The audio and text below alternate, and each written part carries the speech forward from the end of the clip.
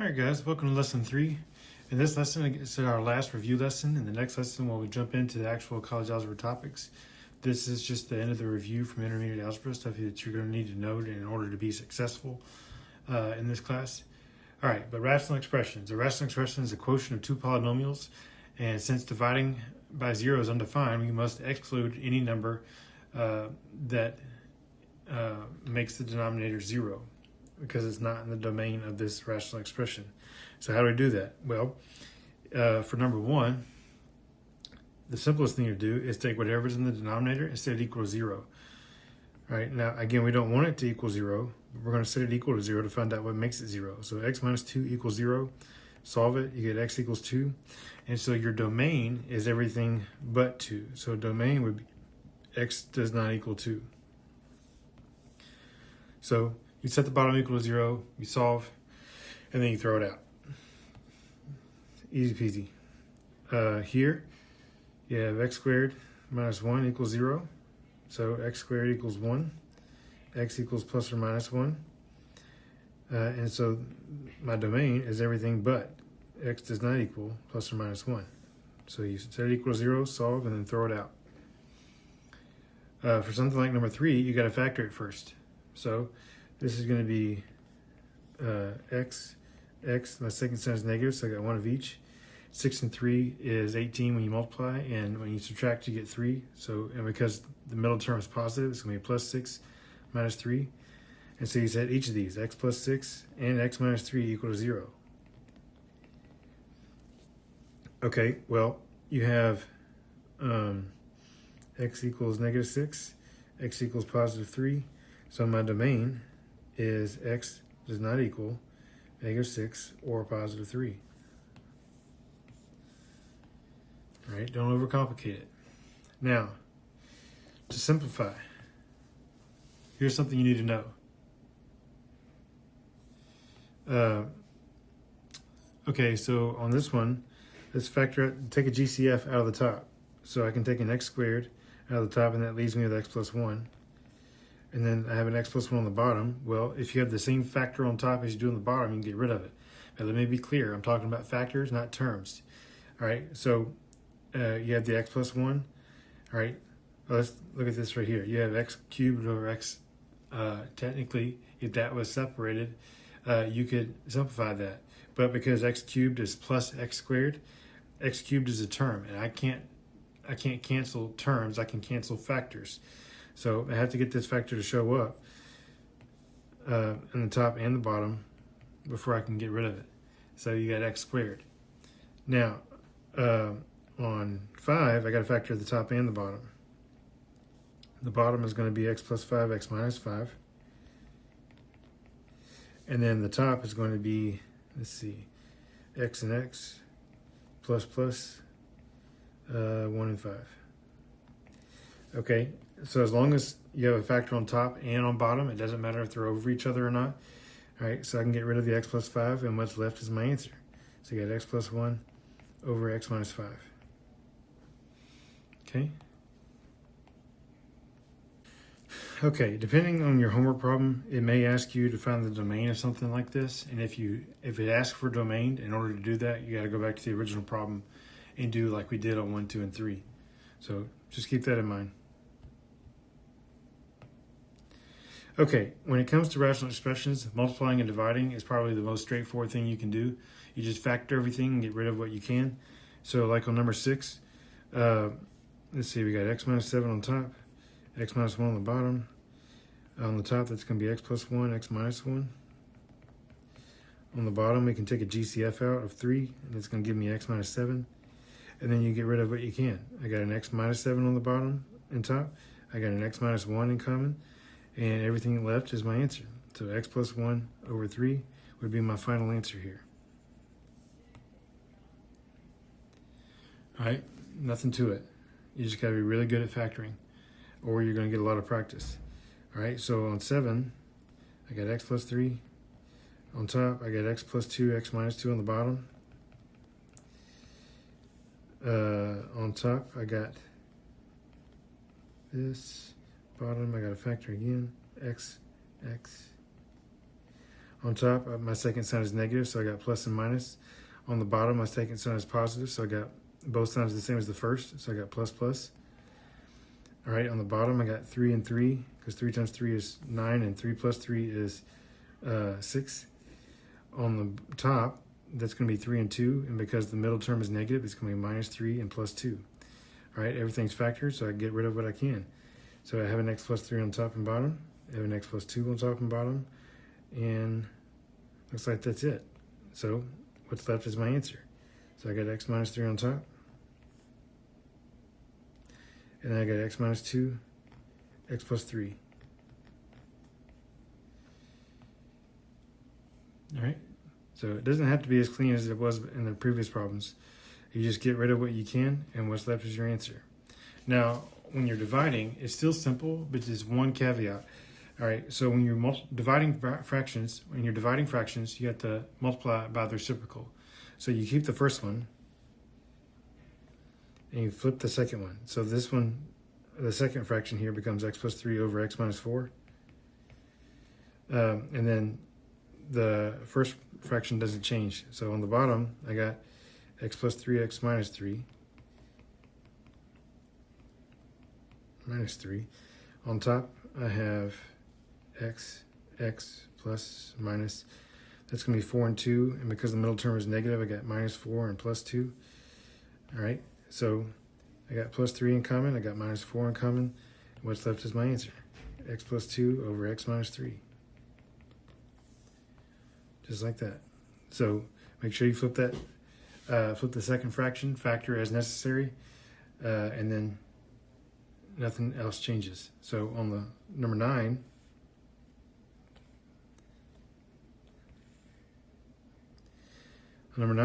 let's see, we got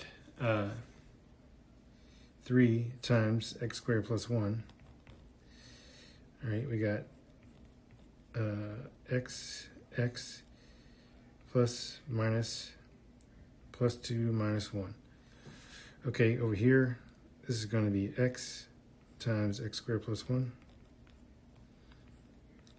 Factor this, you got x minus 1 and 1. Okay, so get rid of what you can. I can get rid of an x squared plus 1. I can get rid of an x minus 1. And everything else is my answer. So I got 3 times x minus 1 on top, and I have x plus 2, or x times x plus 2 on the bottom.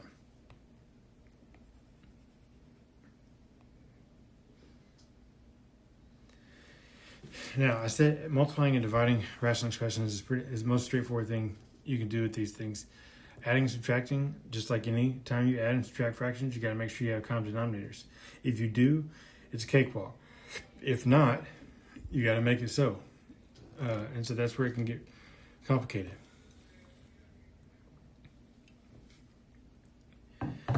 Okay, so for number 10, I got common denominators, but I'm subtracting, so I got to distribute that negative through the back. So that's going to be 5x plus 1 minus 4x plus 2, because I distributed that negative, over x squared minus 9. Now, once you have it in a single fraction, now is the time to simplify everything. So 5x minus 4x is x. 1 plus 2 is 3. The bottom is going to factor into x plus 3, x minus 3. And then get rid of this. So just a reminder, you cannot get rid of anything until you have a single fraction. You have to do a lot of work to get a single fraction, and only then can you simplify and potentially cross stuff out. Will you always cross stuff out? No. But you cannot cancel anything out until you get to a single fraction. So on number 10, 1 over x minus 3 is my answer. On number 11, once again, I have common denominators. So I'm going to say x minus 3x minus 2 over x plus 1. All right, that's going to be negative 2x minus 2 over x plus 1. Now, this may look like there's nothing I can do, and this is my answer. But let me, if I take out a negative 2, that leaves x plus 1 on the top. Okay, which means then I can get rid of everything and I'm just left with negative 2. So try it. If it doesn't work, you haven't lost anything. But you never want to stop short of answering a problem and then end up getting it wrong. So just be mindful of that. All right, number 12, they don't have common denominators. So I have to start there. All right, I'm going to multiply both fractions by what they need. So the left side is 3, the right side is x. So the right side needs a 3. The left side needs an x because my common denominator is going to be 3x. All right, so that's going to be x plus 6 over 3x. All right, and then there's nothing I can do with that.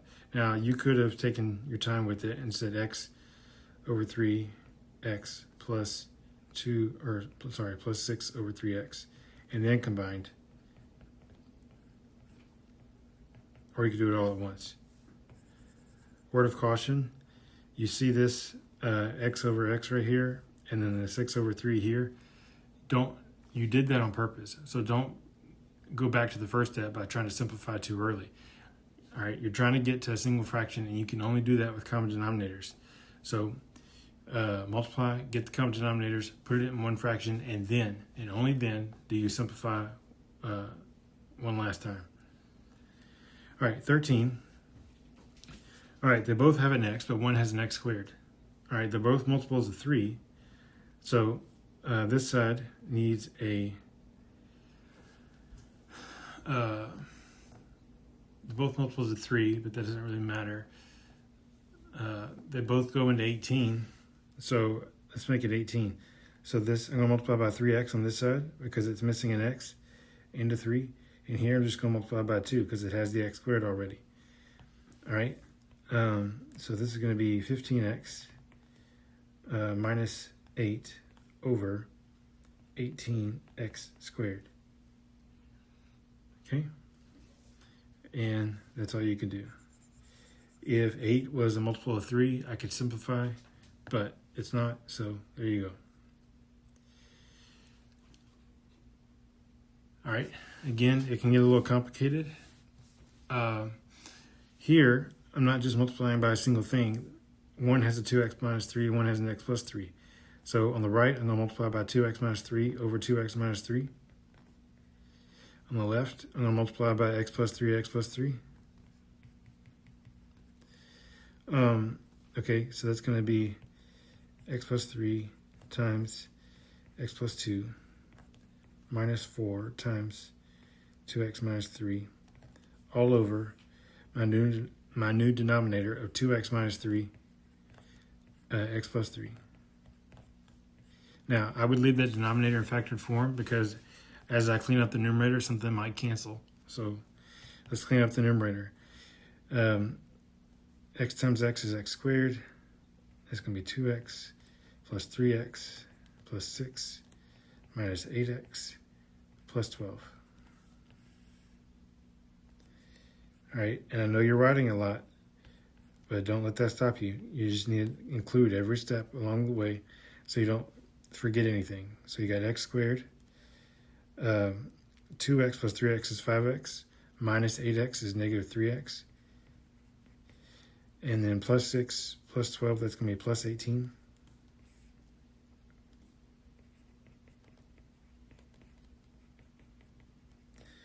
All right, and then I have to factor that. All right, so that's going to be x minus. There's nothing that multiplies to 18, but also subtracts to give you, or adds to give you 3. So turns out this is simplified as is. All right, 15. All right, the right side needs an x minus 3. The left side needs an x plus 3. Okay, so I got x times x plus 3 plus x minus 1 times x minus 3. X plus 3 x minus 3. All right, let's clean up the numerator, and we'll keep the denominator going.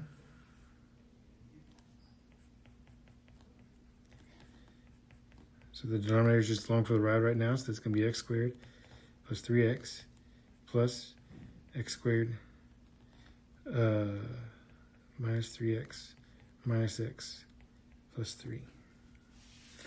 Okay, that's going to be 2x squared. That's going to be, those fall out. And so that's going to be minus x plus 3 over x plus 3, x minus 3. Okay, and you can try to factor that with the AC method if you want to. It's not going to work. This is my answer. On 16, we need to get common denominators, but I don't know what pieces. Everything needs to be in factored form first before I know what pieces everything needs. Okay, so this is going to be x plus 1, x minus 1. This is going to be x plus minus 2 and 1. All right, so they both have an x minus 1, so I multiply by what they don't have. All right, this one needs an x plus 2. The left needs an x plus 1. Okay, so here we go. We got x plus 1 times x plus 3 plus 2 x plus 2 over my new denominator of x plus 2, x minus 1, x plus 1. So you got all three in the bottom. Now let's clean up the top. All right, so we have x squared plus 3x plus x plus 3 plus 2x plus 4.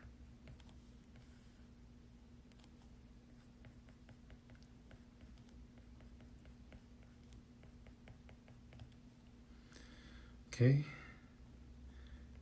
Okay, so it's going to be x squared, 3x and x, it's 4x plus 2x, it's 6x. 3 and 4 is 7.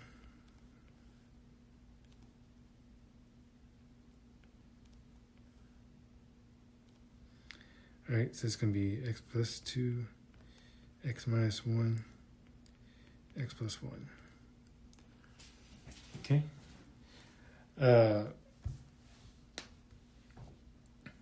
That won't factor on top, so this is my answer. 17, once again, I need to factor the denominators first. So that's going to be x minus 5, and this is going to be 2 times x minus 5. Okay, so once again, I multiply by what each part needs. This part needs an x minus 5, a second one, and this side needs a 2. Okay, so that's going to be 2x minus x minus 4 times x minus 5. And I'm going to have 2 over x minus 5 squared. Remember, when you have multiple of the same ones, you can consolidate. So that's what we're doing. All right, so we got 2x minus, and I'm going to leave the parentheses for now because I'm going to have to distribute the negative, but I don't want to do too many steps at once. This is going to be x squared minus 5x minus 4x plus 20.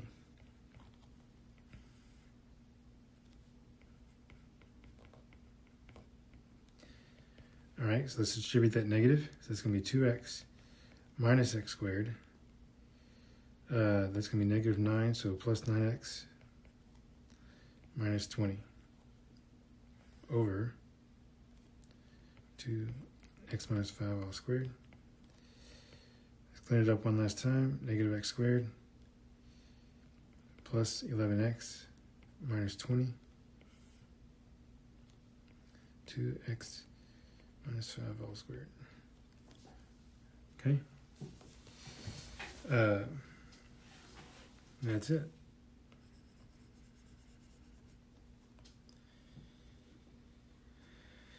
Okay, so you have this thing called a complex rational expression where you end up with fractions inside of fractions, stuff like that. Uh,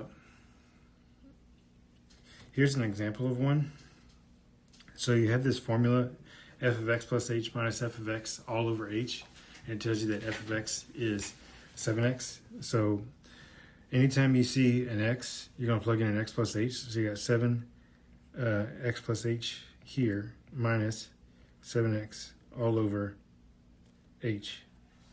Okay, so this tells me I got 7x plus 7h minus 7x all over h.